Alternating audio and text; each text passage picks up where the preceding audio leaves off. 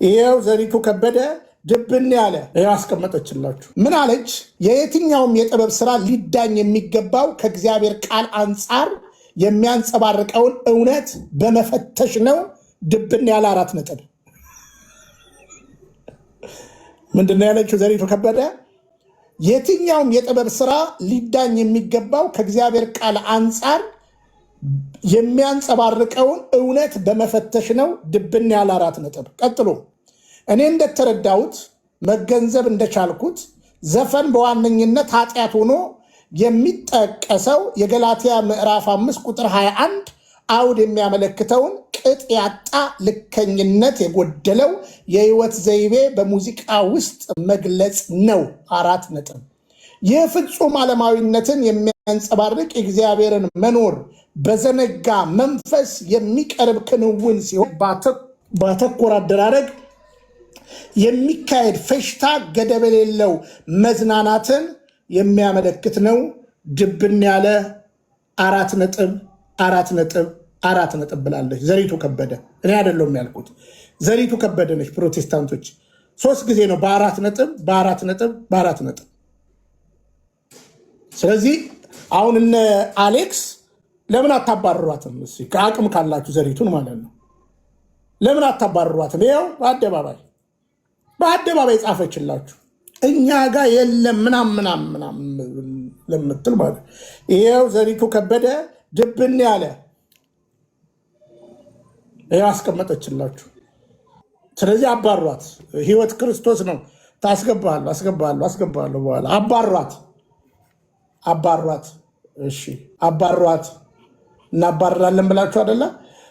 አሁን እንግዲህ ይህን ተከትሎ ወንድማችን ቴዎድሮስ ላይ የሚመጡ የሐሰት ክሶች ብዙ ናቸው። ለምሳሌ እሺ ዘሪቱ ከበደ ዛሬ ከበደ ልጆችን ነው የማነሳው። ዘሪቱ ከበደ እንግዲህ እኔ ወዳጄ ነች፣ በነገራችን ላይ ወዳጄ ነች። እኔ ሰዎችን በውስጥ በደንብ ነው የምመክረው። ዘሪቱ በውስጥ ነግሬያታለሁ። ያው ቋንቋ ጎበዝ ስለሆነች እንግሊዘኛ እንደ ብትመረምሪ እህት አለም እችን ቅድስት ቤተክርስቲያን ብታቂያት እና ቢኒኔ ብዙ ጊዜ ልጆቹን ነው የመረመርኩት ያየሁት እና እሺ ብላኝ እያለ ነው እንግዲህ ሀዘንም ሲደርስ እንግዲህ ያው እንደምታውቁት መጽናናትን ተናግሬያለሁ። እስኪ ጴንጤዎች አሁን ዘሪቱን ምን ታደርጓት ይሆን? ይኸው በአደባባይ ዘሪቱ ከበደ ለጥፋላቸዋለች። አረ በጣም ብዙ ፓስተሮች እና ነቢያት ቸርች ውስጥ ምናምን በቃ በጣም ብዙ እንትን ስለ አልበሙ በጣም እያወሩ ነው እና በጣም ተመችቷቸዋል መሰለኝ። እንትን አናሊሲስ እየሰሩ ነው። ምን አናሊሲስ ይሰራሉ? የሆነ ናላቸውን ነክቷል መሰለኝ እንጂ ሂስ ብቻ ነው፣ አና የለውም። እምነት ብቻ ይሰራ የሚል አለበት እንዴ? እኔ ምን አውቃለሁ። ብቻ በጣም አስገርሞኝ ነበር። አሁን ትፍታኝ ነው ያንተ ከዚህ ሀሳብ። አይ ለማንኛውም እሺ፣ ዘፈን ግን ዝማ ሊወስዱ ነው። ጸዴ ነው ዘፈን ኃጢአት ነው እንዴ? ግንብሬ ዘፈን ኃጢአት ነው። እንዴት? አሁን ለምሳሌ ሀገር የተዘፈነ እንዴት ኃጢአት ይሆናል? ሊድስ ይቱ ኃጢአት ምን እንግሊዘኛ አታርጎ፣ ሁሉም ይግባው። አትደበቅ፣ በእንግሊዘኛ በአማርኛ አውራ። ተረጉምላለሁ እኮ ችግር የለውም። አቡ ልሳን ተርጓሚም አለ። አይ የምር እንዴት ነው ዘፈን የሚሆንበት ሚስ ባይዞ አሁን እኔ ምን አልቀበልም መሰለህ? እኔ ማመቻመች አልቀበልም ባይዞ። ምን መሰለህ? ለምሳሌ አሁን ዘፈኖችን ካታጎሪ ካወጣንላቸው መጽሐፍ ዘፋኝነት አይደለም የሚለው። አሁን ለምሳሌ እኔ አሁን ያደኩበት አካባቢ እንትን ይላሉ የእግዚአብሔር አብ ጥላኑ ረቀብ እያሉ እግዚአብሔር አብ ነው እና እኛ ደብር ያደግንበት ደብር እግዚአብሔር አብ ነው። ስለዚህ እግዚአብሔር አብ ሆይ ጥላህን አጥላልን ኦር ጥላህን ያዝልን ምናምን እያሉ ይዘፍናሉ። ላይክ እነዚህ ትላልቅ አባቶች አሉ አይደለ? ዱላ ይዘው ምናምን ነገር እነሱ ባይዘው አሁን እየዘፈኑ አይደለም፣ በኔ እየዘመሩ ነው። ምክንያቱም አሁን እነሱ ጋር ሄደ ቅኝት አስቃኝተ ሜጀር ይዘህ ምናምን ነገር ኑና ምናምን ብለህ አሁን ድል አለ በስምህ ዘምሩ ብትላቸው አያውቁትም። በእነሱ ግን እየዘመሩ ነው ማለት ነው። ደግሞ እንትን ሚካኤል አንደኛ ጊዮርጊስን ፈረሰኛ ሚካኤል አንደኛ ጊዮርጊስ ፈረሰኛ ነው፣ ሚካኤል አንደኛ ነው፣ ሊቀ መላእክት ነው እያሉ ነው ሰው እየዘመሩ ነው እነሱ በእነሱ እኔ እናንተም ባይዞ አሁን ሌሎች ደግሞ አሉ። አሁን ለምሳሌ ጋሞ አካባቢ ብትሄድ ባለበት አካባቢ ሰዎች በሚችሉት ቋንቋ ያመሰግናሉ። ያ ዘፈን ልንለው አንችልም። አሁን ምስጋና ነው ለነሱ፣ ምክንያቱም በሚችሉት መረዳት ልኬት እያመሰገኑበት ነው።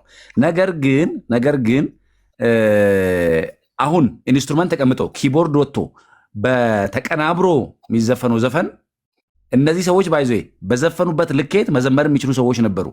ከመዝሙር ዘፈንን ምርጫ አድርገው ነው እየዘፈኑ ያሉት። ለምሳሌ አንድ የቤተክርስቲያን ዘማሪ ከጓደኛችን ውሰድ። አሁን እዝራ ለምሳሌ ያለ ጓደኛችን አሁን ዘፈን ቢዘፍንም ይችላል፣ ቢዘምርም ይችላል። ከዘፈን ዝማሬን ስላስበለጥ ደግሞ አንድ ሰው አለ ምናውቀው ሰው አይ ከመዝሙር ዘፈን ይሻለኛል ብሎ ዘፈን ሄደ። ያ ሰው ዘፋኝነትን የመረጠበት ምክንያት እግዚአብሔርን ደስ ለማሰኘት አደለም፣ እናሳ ዓለምንና በዓለሙ ያሉትን ለማስደሰት ነው። ኃጢአት ነው ወይ? አዎ ኃጢአት ነው። ከዚያስ ዝዳል። ቀጥሎ ደግሞ ያለው ኮንሲኩዌንስ ማለት ነው። ዘፈኑ ወዴት ነው የሚወስደው? ባይዞ ለምሳሌ አትስከሩ ከማለት አትጠጡ ማለት ይሻላል። ለምን? አትጠጡ ስትል አትስከሩ ስትል ጠጡ ግን አትስከሩ ነው ያልክ ያለው። ጠጡ ካለ ሰውየው ሁለት ጠጥቶ ሶስተኛ ሊወሰወስ ይችላል። ከዛ አራት ሲደርስ በቃ ሰውየው ሌላ ይሆናል ማለት ነው። አትጠጡ ከሆነሳ በቃ ምንም አርቀ ቀድመ ምነው አርቀ አጥረሃል ማለት ነው። አርቀ አጥረሃል ማለት ነው። እና ቤተክርስቲያን ለብዙ ነገሮች ክብር ከመስጠት አንጻር አርቃ ታጥራለች ብዙ ጊዜ ነገሮችን። እና አርቆ ማጠር እያለ አሁን አንዳንዶች ምን ይላሉ? ለምሳሌ ቴዲ ዘፈን ላይ እንትን የሚለው ዘፈን አሁን ባይዞ ያንተን የፖለቲካ ሪዮ ስለገለጠልህ ዘፈን መዝሙር አይሆንም። ያንተን የውስጥ ጩኸትም ስለጮኸልህ ዘፈን መዝሙር አይሆንም። በቃ ዘፈን ማንም ይዝፈነው፣ ግጥሙ በጣም የሚገርም ሀሳብ የያዝ ምናምን፣ ግን ዘፈን ነው። በቃ ወዴት ነው የሚወስድህ ከተባለ በእርግጠኝነት ወደ ንስሐ አይወስድህም። አሁን ሰው ዘፈን ሰምቶ ንስሐ ልግባ አይልም። ወይ የበቀል ስሜት ነው የሚሰማው፣ ወይ የመጉዳት ስሜት ነው የሚሰማው፣ ወይ የመገፋት ስሜት ነው የሚሰማው፣ ወይ የሐዘን ስሜት ነው የሚሰማው፣ ወይ ደግሞ የደስታ ስሜት ነው የሚሰማው እንጂ ሰው ዘፈን ሰምቶ ወይ ንስሐ ልግባ አይልም። ሰው የኪነ ጥበብን መዝሙር ከሰማ በትክክል ወደ ምን ሊሄድ ይችላል? ወደ ንስሐ ሊሄድ ይችላል። እኔስ በምግባሬ ደካማ ሆኛለሁ የሚለው መዝሙር የሰማ ሰው በኔክስት ዴይ ጎበዝ ከሆነ ወዴት ነው የሚሄደው? ወደ ንስሐ ነው የሚሄደው። ወደ ንስሐ ሊወስድ ባይዞ እንዴት ነው መሰለህ? ለምሳሌ አንዳንድ ስብከት አይተሃል? አባቶች አይተውት ምናምን አንዳንድ ሰባኪ እኮ ቁጭ ብለው ከኋላ አይተውት ደስ አልል ካላቸው ምን ነው ይሄ ጨፈረ ይላሉ። አረ በቅርብ ጠምባሮ አካባቢ ሄጄ ነበር። በጣም ደስ የሚሉ ሊቀ ጳጳስ ነው ያሉት፣ የሀገረ ስብከቱ ሊቀ ጳጳስ እና ድንገት መጥተው ተገኙ። ለካ እኛ አርብ ነው የገባ ነው ጉባኤው፣ አርብ ቅዳሜ እሑድ ነው። ቅዳሜ ማታ ክፍል አንድ ትምህርት ላይ ቀድሞ ተገኙ። ድንገት ማለት ነው። ክህነት ይሰጡ ነበር እሳቸው ቦታው ላይ። ከዛ ሁለት ክፍል ነበር ትምህርት የነበረ። ሁለቱንም ክፍል አንተ ቁጭ ብለው አንዳችንንም ደቂቃ ሳያቋርጡ ሰሙን። ኧረ አንተ ሰው ይፍታኝ። አይ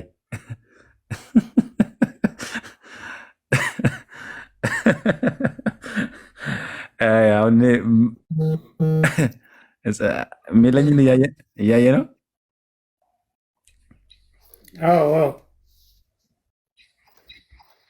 እና ተወስቲ እና ብቻ ግን ምን አሉ መሰለ፣ በቃ እኔ እንደዚህ ነው እንፈልገዋለን። እንደዚህ ረጋ ብሎ እንደዚህ እንደ ኦርቶዶክስ የሚያስተምር ነው ፈልግ። እየዘለሉ አስጨነቁን አንዳንዶቹ አሉን። ትምህርቱ ካለቀውናም በኋላ መጨረሻ ማለት ነው። በቃ እንደዚህ ረጋ ብሎ እንደዚህ ነውና መዝለልም አንዳንድ ሰባኪ ሲዘል እንኳ ሲውልም አባቶች ደስ አይላቸው። which mean እንትን ሊኖረው ይገባል ማለት ነው። ሁሉ በአግባብና በልክ መሆን አለበት ማለት ነው። እና እና ለማንኛውም ስማ አርቆ ማጠር ጥሩ ነው። አርቆ ማጠር በቃ እኔ ግን አሁን ካመቻመችን ከዚህ ጋር በተያያዘ እኔ ጥያቄ አለኝ ብሬ። እኔ አሁን ስለ ዘፈን ወይም ሙዚቃ ሳስብ በቅርቡ የመጣልኝ አንድ በጣም ትልቅ ጥያቄ አለ። በጣም ትልቅ ጥያቄ። እኔ ይህንን ጥያቄ እንደ ቀላል ራሱ አላየሁም። እስኪ ትንሽ መልስ ትሰጥበታለህ። ከሌላም ሰው ደግሞ መልስ እፈልጋለሁ። ዘፈን ወይም ሙዚቃ ኃጢአት ከሆነ ነው እንግዲህ ጥያቄው ከሆነ ለምንድን ነው በየትኛውም የሰው ልጆች ታሪክ የትም ዓለም ላይ ያሉ ሰዎች በቃ ተወልደው ሲያድጉ ራሳቸውን ሲያውቁ ምናምን ስሜታቸውን ማንኛውም የሚሰማቸውን ስሜት በዜማ ይገልጻሉ። ማለትም ዘፈን ማለት ነው እኛ የምንለው ማለት ነው። በቃ የተለያዩ ጉዳዮችን ማህበራዊ ጉዳዮችን ሊሆን ይችላል የሚሰማቸውን ስሜት ወይ በቃ ያለውን ነገር የትም ሀገር ላይ ያለ ምንም ስለ ሃይማኖት የሚባል ነገር ያልሰማ ጣዖት አምላኪ ሆነ አልሆነ ምንም ይሁን አይሁን ብቻ እንዲሁ ብቻ ሰው የሆነ ሁሉ እኔ ሰው ሆኖ ሙዚቃ የሌለበት ያለ ራሱ አይመስለኝም።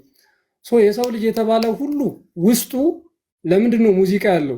በቃ ልክ ራሱን ሲያውቅ ስሜቱን በዜማ የመግለጽ መንፈሳዊ ምናምን እኮ አይደለም እንዳልከው መንፈሳዊ ዝማሬ ሲጀመር ሃይማኖት ያለው በአምላክ የሚያምን የሚያቀርበው ነው።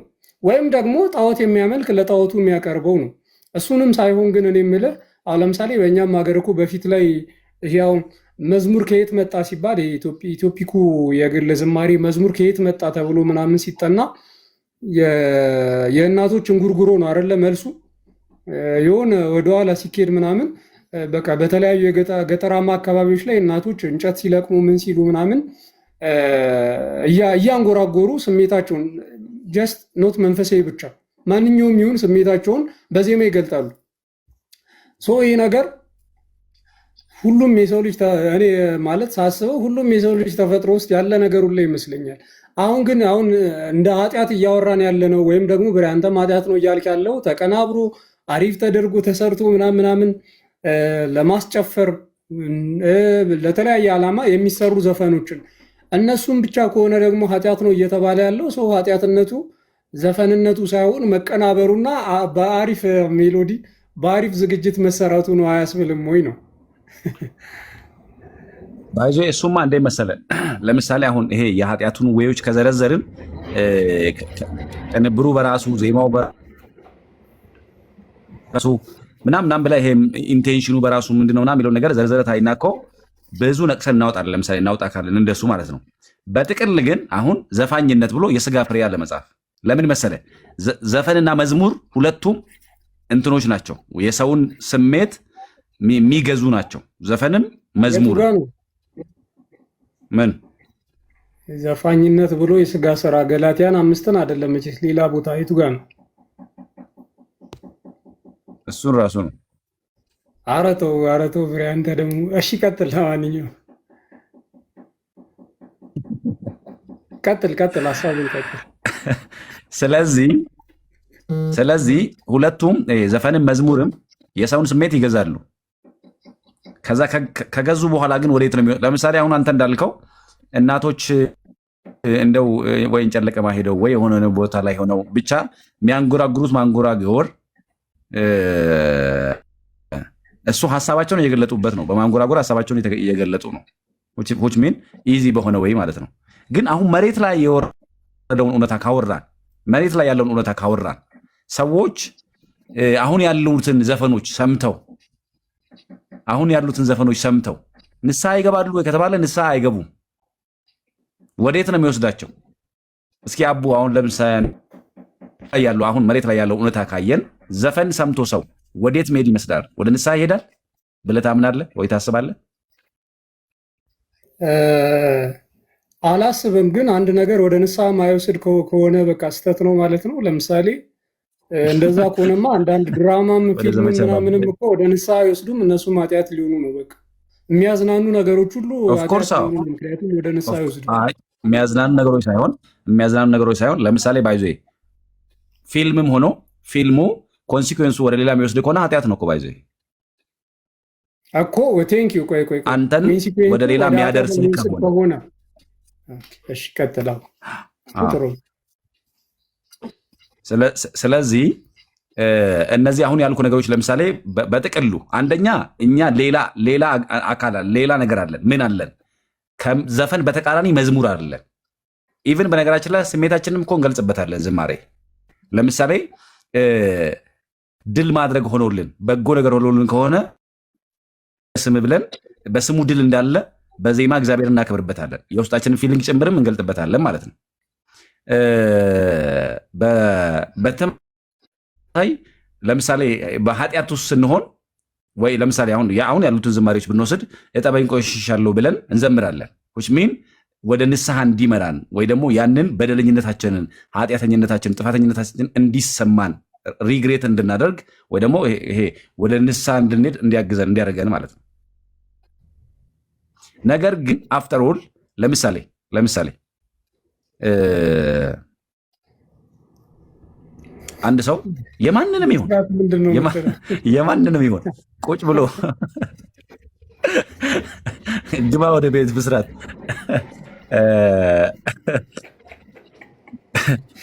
እናቱ ግጥምስ ይላል።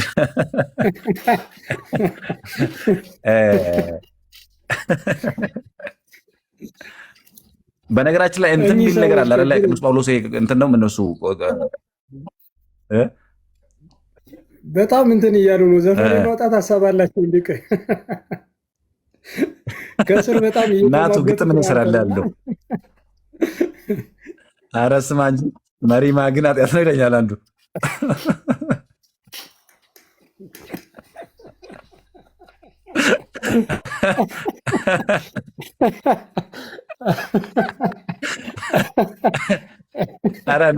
ኧረ ስማ እናቱ ደግሞ አሁን የተናገርከውን በዜማ ብትለው ኃጢአት ይሆንን?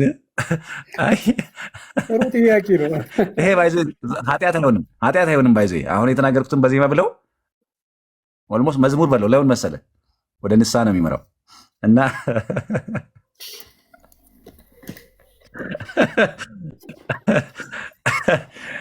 ግን አሁን እኛ ለዘፈን የምንሰጠው ደረጃ የለም። ባይዞ ዘግተን በምንድነው እሱ ይሄ በሩቁ አጥረን ዘፈን ኃጢአት ነው ብለን ተመልሰናል።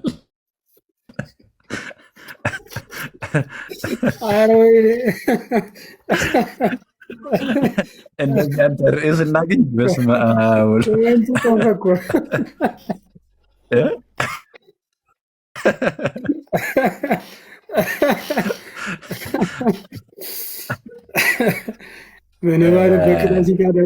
በነገራችን ላይ ታውቃለህ አይደል? ቅድስና እያደገ ሲሄድ ወደ አርምሞ ነው የሚያድገው አይደል?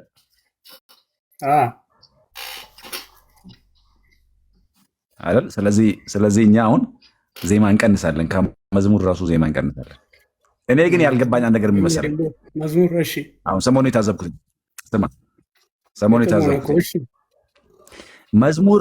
መዝሙር ራሱ ወጥቶ በጣም የሚያማምሩ መዝሙሮች ወጥተው የሚያማምሩ ነው ሴንስ ላይክ ግጥማቸው ምናምን ነገርና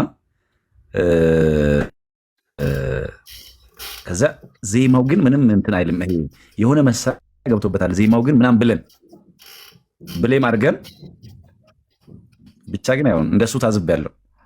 እና እንዴት እናንተ በእናትህ? ደህና ነኝ እግዚአብሔር ይመስገን። ሰላም ቤተሰብ ሁሉ ደህና አለን። እግዚአብሔር ይመስገን ይመስገን አምላክ። እንዲህ ጥፍ ካላለን አልተቻለም። ይህ ነገር ይቅርብን። ሳስበው ምነውቴ ወይ ፈጣሪ። አይ ለማንኛውም ግን እኛ አሁን ይኸውልህ በራሱ ርክስ የሆነ ነገር እንደሌለ ይሄ በቆሙ ዝም ብሎ ማለት ነው ርኩስ የሆነ ነገር እንደሌለ እናውቃለን፣ እናምናለን። ጳውሎስም እንደሚል ግን ወዴት ነው የሚመራው የሚለውን ነገር የሆነ ነገር እናይና ባይዞ ከመጠን በላይ ጠግቦ መብላትም ጭምር እኮ ኃጢአት ነው አይደል? እኔ እንጃ ነው ምንድነው በሬ ቀድመ ፕሮግራም ላይ የመጡ ሰዎች ብዙ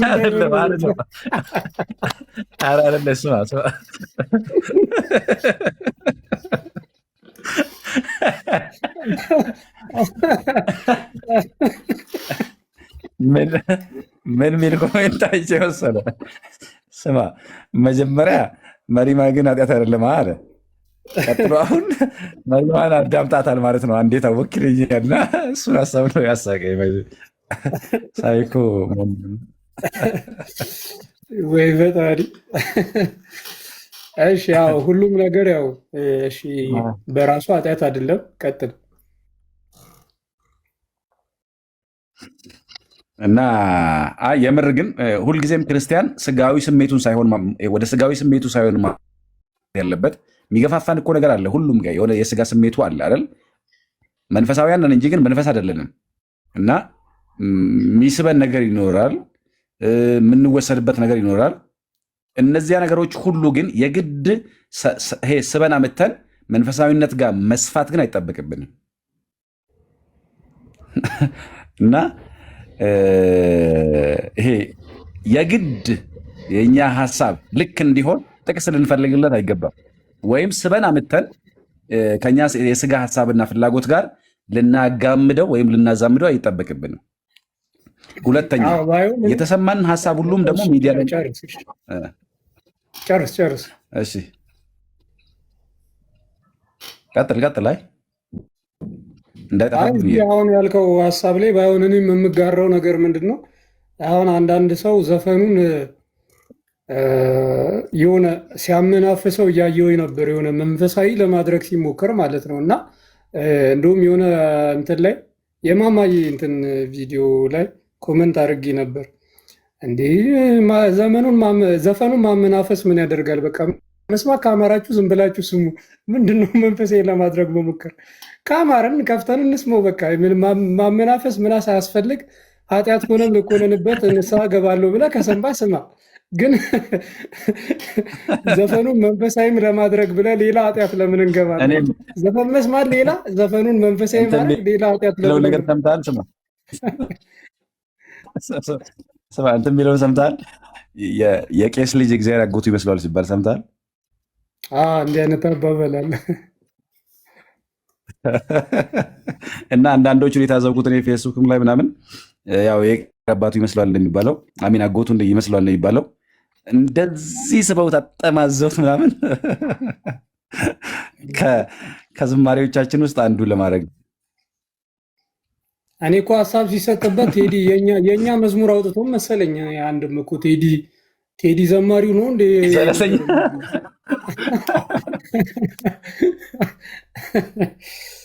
አይ ግን ለማንኛውም ምንድን ነው ምንም እንትን ለማድረግ ምናምን አንሞክር።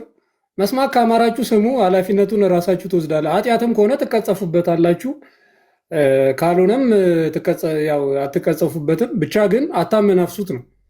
መስማት ካማረ መስማት ነው። ማመናፈስ ምናምን አያስፈልግም። መንፈሳዊ አይደለም። በቃ ሲጀመር ዘፋኙ ራሱ መንፈሳዊ ነው አላለም። በግድ መንፈሳዊ አናርገው። በቃ በጣም ካማረ ስማ። እንደዛ ነው የኔ ሀሳብ።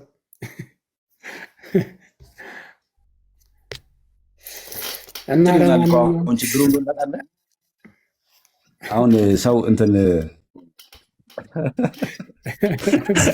ስማ ብስሬ አገልግለ ነበር እንዴት ትላለህ?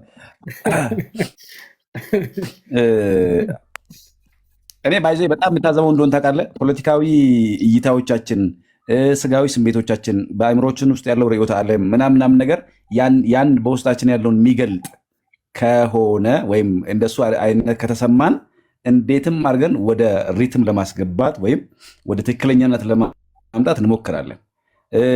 ልክም የሆነውን ነገር ደግሞ ከኛ ማለት ይሄ እንዴት ነው በእኛ መረዳት ልክ አለ ወይ ደግሞ የእኛ ርዕዮተ ዓለም አያንጸባርቅም ብለን ካሰብን እንዴትም አጣመን ወይ ደግሞ አንሸዋረን ልክ ወዳለ መሆን እናስገባዋለን ምናምን ነገርና እሱም ያው ይሄ በመንፈሳዊነት ያለ መብሰላችን አንዱ ማሳያ ነው። ባይዘ ምን ማለት ነው? ስጋዊ ሀሳባችን አልሰቀልንም ነው ገና። ስለዚህ ይገዛናል። ሁለቱም ስጋዊ ነገርም ይገዛናል፣ ስጋዊም ነገርም ይገዛናል። ለዚያ ነው ሰዎች ዘፈንም ሲሰሙ ደስ ብሏቸው ነው የሚሰሙት። ያው በቃ ደስ ብሏቸው ምናምን መዝሙርም ሲሰሙ ሰው ነው የሚኖሩት ማለት ነው። እና ባይሆን እኔ ጠቅለል ያለው ሀሳቢ ምን መሰላችሁ? እሺ አሁን ከዘፈን ጋር በተያያዘ ያው እውነት ለመናገር አሁን ገላትያን 5 ላይ ያው ዘፈን የሚለው ቃል ግሪኩም ላይ ግዕዙም ላይ ምናምን የለም። የበፊቱ የአማርኛ ትርጉም ላይ ምናምን ነው ዘፈን የሚለው ቃል ተጨምሮ ያለው የግዕዙም ላይ እንዲሁም የጥንት ግሪከኛውም ላይ ምናምን የለም። ግን ገላትያን 5 ላይ ግን ያሉ ነገሮች አሉ። አሁን ምን የሚል አለ መሰላችሁ? ስካር ኃጢአት ነው የሚል አለ፣ ዝሙት ኃጢአት ነው የሚል አለ፣ መለያየት ምቀኝነት ኃጢአት ነው የሚል ግን አለ። እኚህ የእግዚአብሔር መንግስት አያስወርሱም። እና እንደዚህ አይነት በጣም ትልልቅ መሰረታዊ የሚባሉ ኃጢአቶችና በደሎችን ብዙዎቻችን እያደረግን እንደነዚህ አይነት ርዕሶችን ግን በጣም ትልቅ ርዕሳችን ማድረግ ባይዞ ተገቢ አይደለም። እና ዞሮ ዞሮ ዘፈን በቃ ወደ መንፈሳዊነት አይመራም።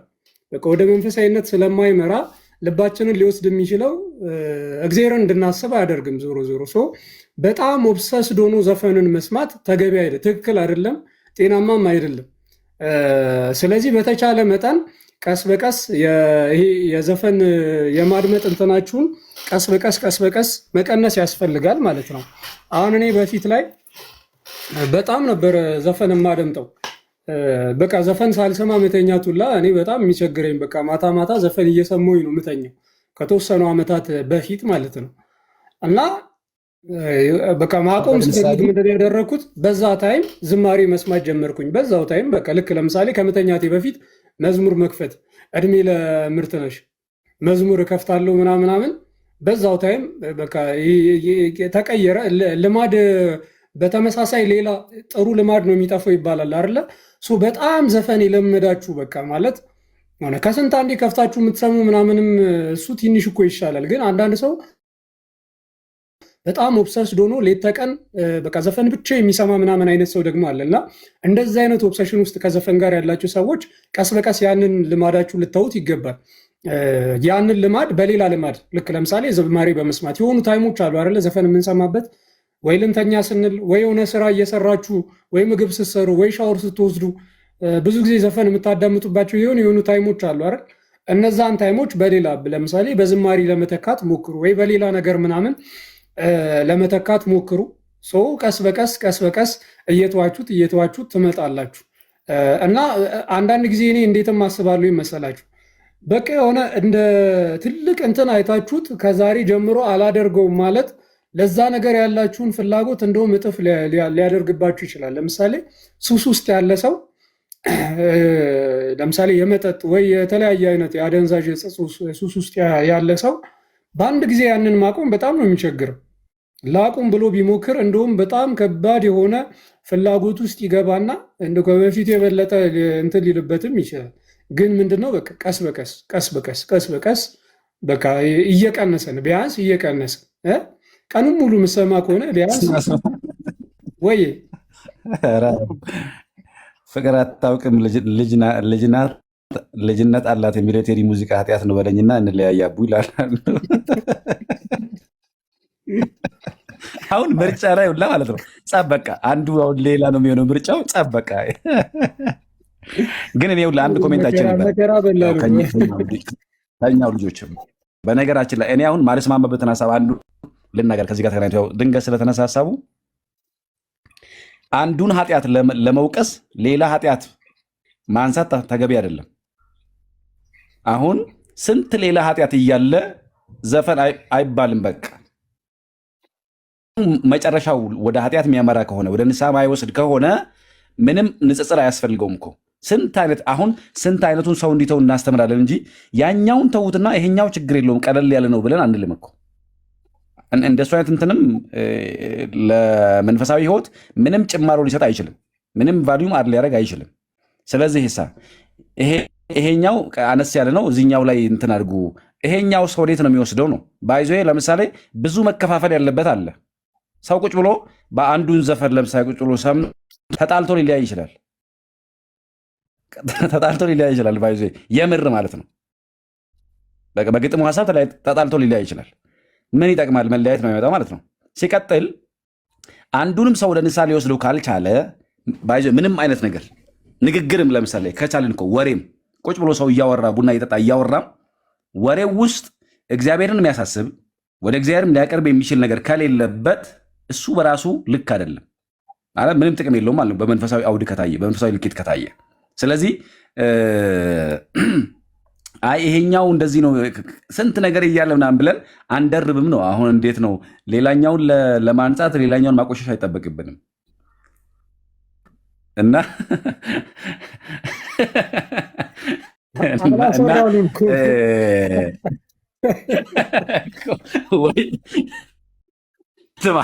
ወደኋላ ዞሬ ላወራ ነው እንደዚህ ስልኩ እዛየ ማለት ነው። አይ በቃ አረ በቃ ወይ ብሬ በና ገላግላ ሰው ማናችሁ በቃ ወይ በጣም ፈልገዋል መሰለኝ ማለት እንትን ቢለውን ሰምተሃል? ስማ ይሄ ምንድነው እሱ ንስሐ የሚገባው ሰው የለም። ንስሐ አባቱ ጋር እየሄደ አባ ምንድነው እሱ ገመድ ሰርቄ ነው ይላል። ንስሐ ይገባል። በኔክስት ዴይም ሌላ ጊዜ የሚመጣና ምን አረክ ልጄ ሲሉት ገመድ ሰርቄ ነው ይላል። መጨረሻ ላይ ሶስተኛ ጊዜም ሲል ንስሐ አባቱ ገመዱ ላይ ግን ምን አለ ሲሉት በግ አለ። እና አሁን ብዙ ሰው ገመዱ ላይ ነው ያለው፣ ከገመዱ ጀርባ ግን በግ አለ። እና ግድ የለም በጉም ገመዱም ይቅር። አይ በነገራችን ላይ እድገቱን እያየ ነው፣ ቀላል እንዳይመስለን። አሁን ለምሳሌ ይሄን ኮሜንት ምን እንደሚለው መሰለ፣ ዘፈኑ ትተነው ክላሲካሉ ማዳመጥ ኃጢአት ነው ይላል። አየሰው እንትን እያወጣ ይላል ማለት እኮ ነው። ባይዞ አሁን እንደ ቀልድ ብታየውም ግን እየጨመረ አንድ ሰውዬ ጋር መጀመሪያ ቀን ሲወራ በነበረበት በዚህ ሀሳብ ላይ ምን ይላል መሰለ፣ አንዱ ኮሜንት ላይ ያው የሚያውቅ ልጅ ነው አክቹዋሊ አሁን እዚህም ላይ ያለ መሰለኝ እንደውና በቃ እኔ አሁን ገብቼ በቴዲ ዘፈን ይሄ ጎንደር በሚለው ስቀውጥ ልደረው ይላል ኮሜንት ላይ ከስር ላይ እየሳቀ ምናምን ነገር ማለት ነው። እና ምንም አሁን ስለ ሃይማኖት ማያውቅ ሰው ባይዞ ቀጥሎ ኦኬ ምናምን ብሎ የራሱን ዘፋኝ የራሱን የሙዚቃ ስልት የራሱን ሙዚቃ ሊስት አውት አድርጎ ማለት ነው መዝሙር መስማት የጀመረው ሰውዬ በአንድ ያስበዋል ሙሉ ለሙሉ ኃጢአት አይደለም ብሎ ምን ሊስት አውት አድርጎ መስማት ሲጀምር ዘፈኑን ማለት ነው።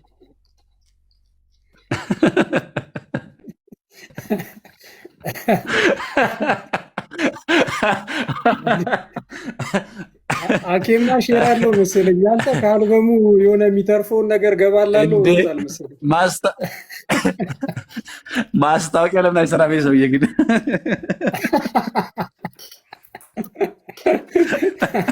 እንዴ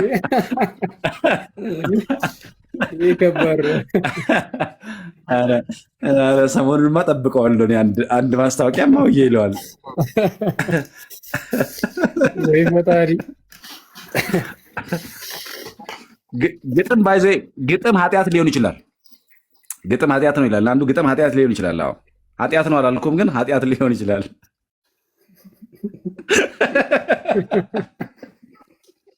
ኧረ የሰው የፍታ ይበል እንዴ!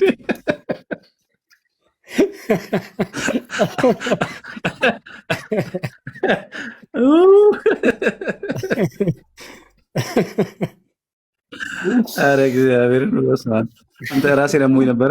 ኧረ ታንኩ በጣም ሆነ ታንኩ በጣም ግን የምር ላይክ እንደዚህ በቀልድ ውስጥ ሰዎች የምትይዙ ቁም ነገር ግጥም ራሱ ኃጢአት ሊሆን ይችላል። ምን ማለት ነው? ግጥሙ ቀጥሎ ወዴት ሊወስድ ይችላል ነው። ግጥሙ ቀጥሎ ወደ ኃጢአት የሚወስድ ከሆነ ለምሳሌ ሰው ግጥሙን ሰምቶ ዝሙት የሚያምረው ከሆነ ወደ ዝሙት የሚነሳሳ ከሆነ ያ ግጥም ኃጢአት ነው። ሰውየው ግጥሙን ሰምቶ ከግጥሙ ቀጥሎ አሁን አብዛኛውን የፍቅር ዘፈን ወደ ትዳር ነው የሚወስደው። ትዳር ደግሞ ጥሩ ነገር ነው እና የፍቅር ዘፈን ከሆነ ያቀራርባል፣ ያዋድዳል፣ ያፋቅራል። ከዛ ወደ ትዳር ነው። አኬን ያሳዝነኝ። አሁን አንተ በምትለው ከሆነ አኬን ያሳዝነኝ። እንዴት ሳያገባ መቅረቱ ነው።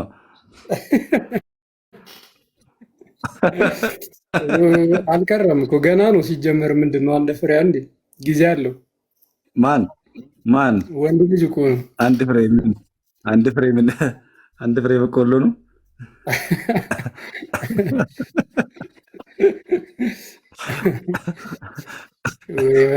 አይ ለማንኛውም ስማ እንደዛ ስትል ሰምቶ ለቆንጂት የጋበዝካት ዘፈን ላውጣው ይለኛል። ወይ ፈጣሪ። አይ ለማንኛውም በቃ እንደዛ ነው። እና ኧረ በቃ ከዚህ ርዕስ እንውጣ ብሬ፣ ካልወጣን አያልቅም ይህ ርዕስ።